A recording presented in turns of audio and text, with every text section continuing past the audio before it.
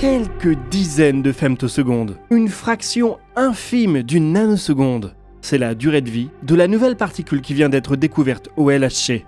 Depuis des années, les physiciens traquent une famille très particulière d'objets, des assemblages exotiques contenant 2 quarks lourds.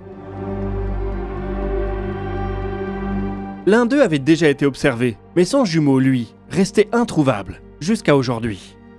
Il a finalement été révélé par un signal discret, presque noyé dans le bruit, mais statistiquement irréfutable. Une découverte qui est à la fois une prouesse technique, poussant les instruments du plus grand accélérateur de particules du monde dans leur dernier retranchement, et une avancée scientifique majeure. Car derrière cette particule se cache bien plus qu'une simple mesure dans un détecteur. Elle offre un terrain d'expérimentation unique pour tester notre compréhension de l'interaction forte.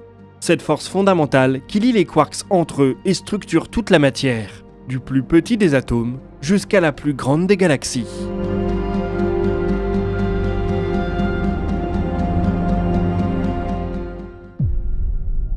Au lycée, vous avez probablement eu des cours de physique sur la structure de la matière. Vous y avez appris l'existence et le fonctionnement des atomes, dont le nom même signifie indivisible. Pendant longtemps, on a effectivement cru que l'atome était la plus petite brique de la matière. Un noyau au centre, des électrons qui gravitent autour, un peu comme des planètes autour d'une étoile. C'est une image simple et intuitive, mais elle est aussi trompeuse. Car en réalité, l'atome ne représente pas la brique la plus fondamentale de la matière. Depuis plus d'un siècle, les physiciens ont découvert que le noyau lui-même est composé de particules encore plus petites. Et en plongeant toujours plus profondément dans cette structure, ils ont mis au jour un monde bien plus étrange que tout ce que ces premiers modèles laissaient imaginer. Un monde où les objets n'ont plus vraiment de forme et où la matière elle-même devient difficile à définir. Un atome est composé de 2 grandes parties. Au centre, un noyau extrêmement dense qui concentre presque toute sa masse. Autour de lui, des électrons, des particules beaucoup plus légères qui occupent un espace diffus. Contrairement à l'image des planètes en orbite, ces électrons ne suivent pas des trajectoires bien définies. Ils se répartissent plutôt sous forme de nuages, décrits par les lois de la mécanique quantique. Si l'on zoome maintenant sur ce noyau, on découvre qu'il n'est pas homogène. Il est constitué de 2 types de particules, les protons, chargés positivement, et les neutrons, électriquement neutres. Ces 2 composants, appelés nucléons, sont liés entre eux par une force extrêmement puissante, capable de vaincre la répulsion électrique entre les protons. On peut ensuite continuer à zoomer pour entrer dans ces nucléons. Protons et neutrons ne sont pas des particules fondamentales. Ils sont eux-mêmes constitués de particules encore plus petites, appelées quarks. 3 quarks liés ensemble forment un proton ou un neutron. Un proton est ainsi constitué de 2 quarks dits up et 1 quark dit down. Cet assemblage donne au proton sa charge positive. Le neutron, lui, est construit presque de la même manière, mais en miroir, 2 quarks down et 1 quark up, ce qui le rend électriquement neutre. À première vue, cela pourrait sembler simple, 3 particules liées entre elles, formant un objet stable. Mais cette image est en réalité très incomplète. Les quarks ne sont pas collés les uns aux autres comme des billes. Ils interagissent en permanence grâce à une force fondamentale transportée par des particules appelées gluons. Ces gluons s'échangent sans cesse entre les quarks, créant une dynamique interne extrêmement complexe. Et ce n'est pas tout, à l'intérieur d'un proton, il n'y a pas seulement 3 quarks, l'énergie de ces interactions est si intense qu'elle fait apparaître en permanence des paires de quarks et d'antiquarks, qui naissent et disparaissent en un instant. Le proton devient alors une sorte de bouillonnement de particules, où les 3 quarks principaux ne sont que la partie la plus ancrée d'un système bien plus riche et chaotique. Vous l'aurez compris, le terrain de jeu de notre découverte est d'une complexité effroyable. Tous les protons et neutrons qui constituent les noyaux atomiques sont construits à partir de quarks dits légers, les quarks up et down. Mais la nature en autorise d'autres, beaucoup plus massifs, notamment le quark charme. Ces quarks lourds sont extrêmement instables et ne survivent que brièvement dans des conditions très particulières, comme celles créées dans les collisions du LHC. Parfois, de manière extrêmement rare, 2 de ces quarks lourds peuvent se retrouver piégés ensemble à l'intérieur d'une même particule. Ce type d'assemblage est très différent de tout ce que l'on observe habituellement. Les 2 quarks lourds forment un système très compact, presque comme un noyau au sein du noyau, autour duquel gravite le 3e quark qui est plus léger. C'est ce type de structure qui a été observé d'abord en 2017 avec une particule Charm-Charm-Up constituée de 2 quarks lourds Charm et d'1 quark Up, et enfin son frère encore plus discret, le Charm-Charm-Down, qui vient d'être révélé par le CERN. Dans le langage scientifique, on parle de baryons doublement charmés pour évoquer ces particules. Assez poétique, je trouve. Leurs structures particulières en font des particules très massives, très instables et très rares. Observer de tels baryons doublement charmés est donc un véritable défi, notamment du fait de leur durée de vie. Celui qui nous intéresse disparaît quasiment instantanément. Sa durée de vie se compte en dizaines de femtosecondes. Impossible donc de l'observer directement. À la place, les physiciens utilisent une méthode indirecte. Lorsque la particule se désintègre, elle laisse derrière elle une série d'autres particules plus stables qui traversent les détecteurs. En analysant précisément leur trajectoire, leur énergie et leur interaction, il est possible de remonter à la particule d'origine. C'est ce qui a été fait grâce à l'expérience LHCb. Cette expérience fonctionne comme une sorte de gigantesque caméra spécialisée. Elle est conçue pour suivre les particules issues de collisions avec une précision extrême. Elle se concentre sur les particules projetées dans une direction bien précise, là où doivent se former celles qui contiennent le plus souvent des quarks lourds.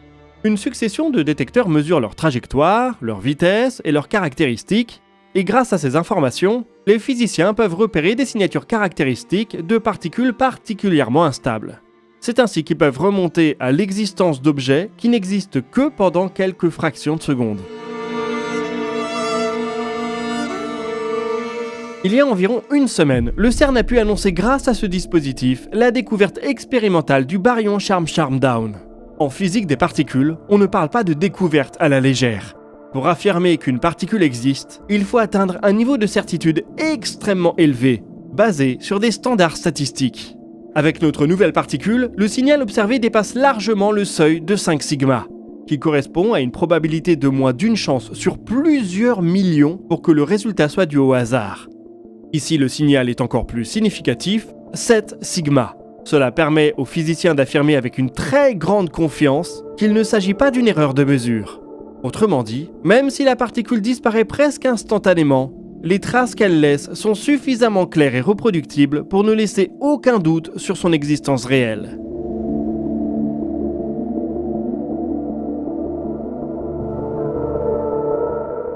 Mais l'intérêt de cette découverte ne réside pas seulement dans la détection d'une nouvelle particule. Elle vient surtout confirmer avec une précision remarquable les prédictions du modèle standard.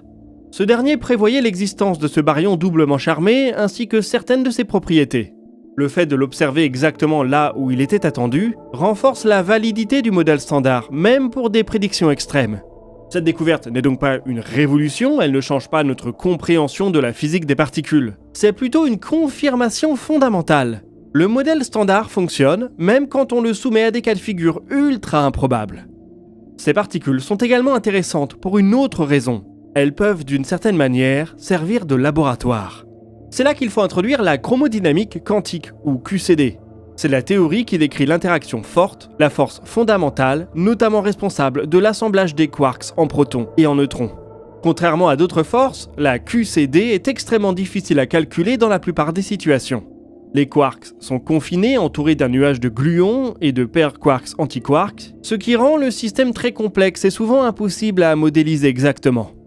C'est là que les baryons doublement charmés deviennent précieux. Avec 2 quarks très massifs, leur dynamique interne se simplifie en partie. Ces quarks lourds ont tendance à rester proches l'un de l'autre et à se déplacer plus lentement, formant un système compact, presque comme un objet unique. Le 3e quark, plus léger, évolue autour de cet ensemble. Cette configuration particulière est relativement simple, plus facile à modéliser. Bien sûr, avec une durée de vie de quelques dizaines de femtosecondes, c'est un laboratoire très éphémère, mais il a tout de même le mérite d'exister. Cette découverte illustre aussi une tendance du LHC à explorer des configurations de particules de plus en plus exotiques. On parle parfois de zoos de particules 2.0. Les baryons doublement charmés ne sont qu'une des branches de cette faune étrange. Parmi ces nouvelles espèces, on trouve notamment les tétraquarks et les pentaquarks. Contrairement aux particules classiques comme les protons et les neutrons qui sont constitués de 3 quarks, ces objets regroupent respectivement 4 ou 5 quarks liés ensemble. Longtemps considérés comme de simples curiosités théoriques, Ces configurations ont commencé à être observées ces dernières années dans les données du LHC. Leur existence montre que les quarks peuvent s'assembler de manière bien plus variée que ce que l'on pensait, révélant une richesse insoupçonnée dans la structure de la matière.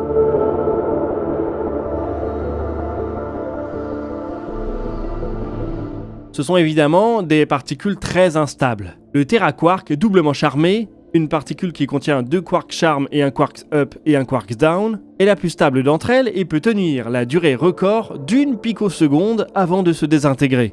Ne riez pas, une picoseconde ça reste 1000 fois plus long qu'une femtoseconde. Cette exploration est loin d'être terminée. Au-delà des travaux de recherche menés au Large Hadron Collider, la prochaine génération d'accélérateurs se dessine déjà avec le Future Circular Collider. Ce projet ambitieux, envisagé au CERN, prendrait la forme d'un anneau d'environ 100 km de circonférence, soit près de 4 fois la taille du LHC, et permettrait d'atteindre des énergies de collision jusqu'à 100 téraélectronvolts, contre 13 à 14 TeV aujourd'hui.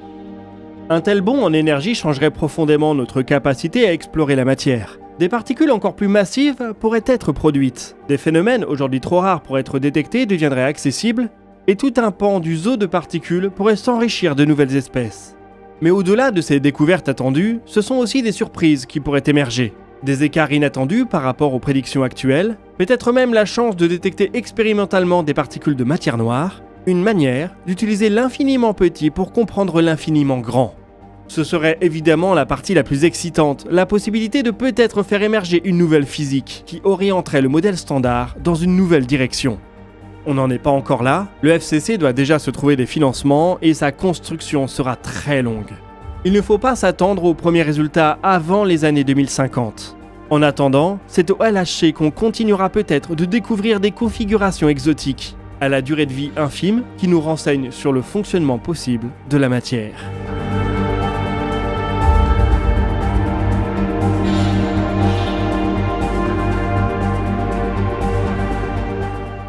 Allez, voilà qui boucle ce dossier de l'espace. Je vous invite à partager vos questions et remarques dans les commentaires. Vous pouvez consulter la description pour retrouver nos sources. Et quant à nous, on se donne rendez-vous la semaine prochaine pour un nouveau DNDE. Et d'ici là, citoyennes, citoyens, portez-vous bien.